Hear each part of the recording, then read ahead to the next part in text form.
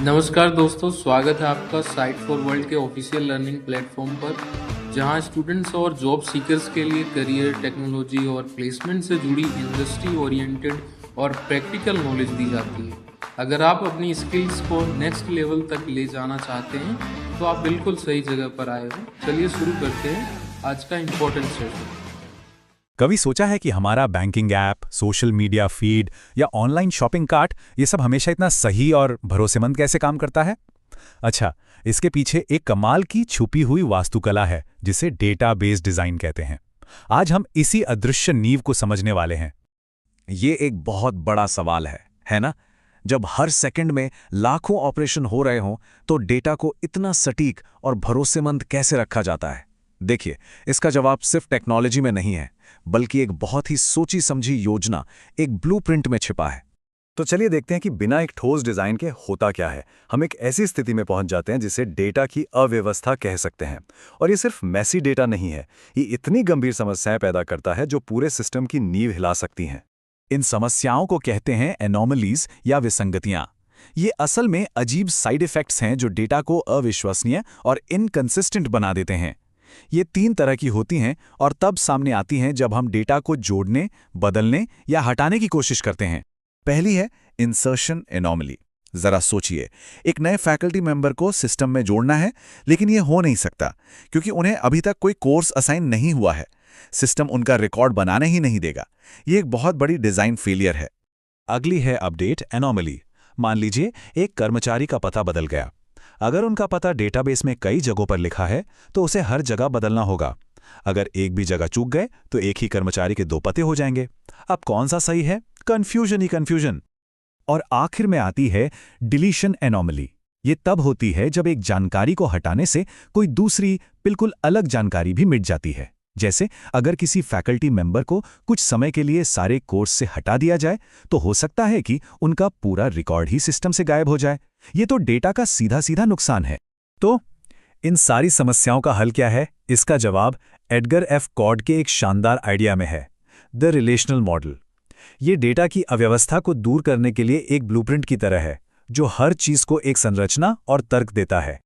आसान भाषा में कहें तो रिलेशनल मॉडल डेटा को साफ सुथरी टेबल्स में बांट देता है। हर टेबल एक खास विषय के बारे में जानकारी रखती है और डेटा रोज और कॉलम्स में स्टोर होता है। यही आज के सभी मॉडर्न डेटाबेस की बुनियाद है। यहाँ 2 जरूरी शब्दों को समझना होगा, स्कीमा और इंस्टेंस।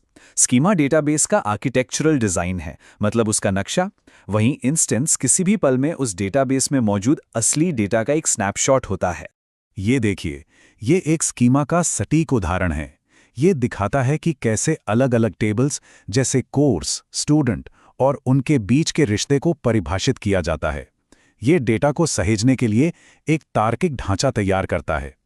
चलिए इसके मुख्य हिस्सों को जरा समझते हैं। रिलेशंस यानी टेबल्स, जो डेटा को व्यवस्थित करती हैं। एट्रीब्यूट्स यानी कॉलम, जो बताते हैं कि किस तरह का डेटा स्टोर होगा। ट्यूपल्स यानी पंक्तियां, जो एक पूरा रिकॉर्ड होती हैं। प्राइमरी की हर पंक्ति को एक यूनिक पहचान देती है और फॉरेन की 2 अलग-अलग टेबल्स को एक साथ जोड़ती है। तो अब हमारे पास एक मजबूत ढांचा है, लेकिन डेटा तो बदलता रहता है ना। तो हम ये कैसे सुनिश्चित करें कि हर बदलाव सुरक्षित और भरोसेमंद तरीके से हो? यहीं पर एसिड ट्रांजैक्शन के नियम काम आते हैं।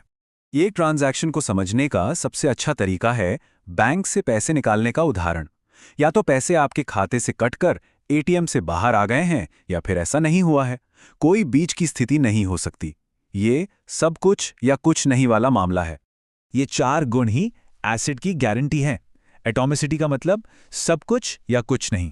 कंसिस्टेंसी का मतलब डेटा हमेशा नियमों के दायरे में रहेगा, कभी भी गलत नहीं होगा। आइसोलेशन मतलब एक साथ हो रहे ट्रांजैक्शन एक दूसरे के काम में दखल नहीं देंगे, सब अपना अपना काम करेंगे। और ड्यूरेबिलिटी मतलब एक बार बदलाव सेव हो गया तो वो हमेशा के लिए है, चाहे सिस्टम क्रैश ही क्यों ना हो जाए। अच्छा, अब हमारे पास एक संरचना है और लेन देन के लिए नियम भी हैं। अब वक्त है अपने ब्लूप्रिंट को और भी ज्यादा कुशल बनाने का। इस प्रक्रिया को डेटाबेस नॉर्मलाइजेशन कहते हैं और इसका मकसद है हर चीज को उसकी सही जगह पर रखना, मतलब डेटा की साफ सफाई।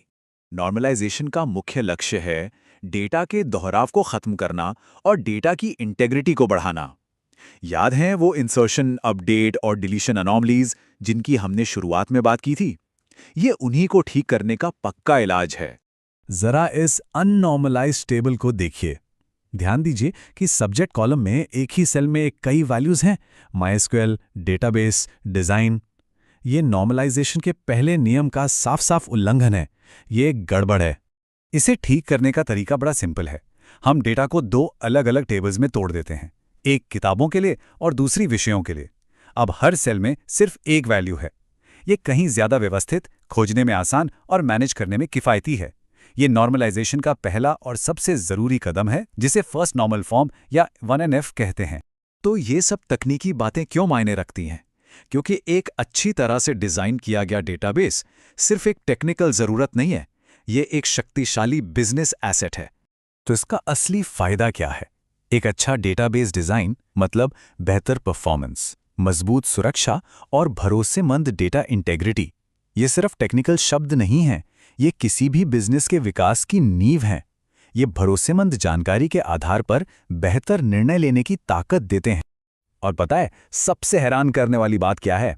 रिलेशनल मॉडल का ये आइडिया पहली बार 1970s में EF कॉर्ड ने दिया था। 50 साल से भी ज्यादा समय से यही सिद्धांत हमारी डिजिटल दुनिया की नींव बने हुए हैं। ये इनकी टाइमलेस पावर को दिखाता है। अंत में सब कुछ इस एक बात पर आकर टिकता है, एक डेटाबेस सिर्फ डेटा स्टोर करने की जगह नहीं है। ये एक रणनीतिक संपत्ति है जिसे अगर सही तरीके से मैनेज किया जाए तो ये इनोवेशन और ग्रोथ को जन्म दे सकती है। और ये हमें हमारे अंतिम विचार पर लाता है। जब भरोसेमंद डेटा की एक ठोस नींव होती है तो संभावनाएं अनंत हो जाती हैं। अब सवाल ये है, इस डेटा से कौन सी नई जानकारी निकाली जाएगी? बिजनेस को आगे बढ़ाने के लिए इसका इस्तेमाल कैसे किया जाएगा? ये सोचने के लिए एक बहुत तो हमारे चैनल को सब्सक्राइब कीजिए और वीडियो को अपने दोस्तों के साथ शेयर जरूर कीजिए। कमेंट सेक्शन में अपना डाउट या नेक्स्ट टॉपिक लिखना मत भूलिएगा।